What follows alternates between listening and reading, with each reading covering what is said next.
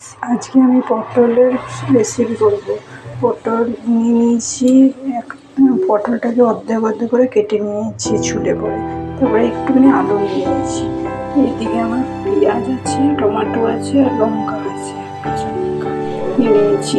আর এইদিকে মশলা বানিয়ে রেখেছি। মশলার মধ্যে আদা জিরা বাটা, রসুন বাটা, লঙ্কা বাটা, হলুদ, নুন, চিনি, একটু কাশ্মীরি লঙ্কা, একটু গরম মশলা দিয়ে রেখে দিয়েছি একসঙ্গে। প্রথমে পটলটাকে আমি লাল লাল করে ভেজে তুলে নেব। আমার পটলটা ভাজা ভাজা হয়ে গেছে, লাল লাল করে ভেজে তুলে নিয়েছি। এখন একটু আলুটা কেটে ছোটো ছোটো ভেজে এখন তুলে নেব। পটল ভাজার তেলটাতে একটুখানি জিরা, তেজপাতা, একটা শুকনো লঙ্কা দিয়ে দিয়েছি। এখন পেঁয়াজটা দিয়ে দেবো। পেঁয়াজটা লাল লাল করে ভাজা ভাজা হয়ে গেছে, এখন মশলাটা দিয়ে দেবো, যে মশলাটা রেখেছিলাম।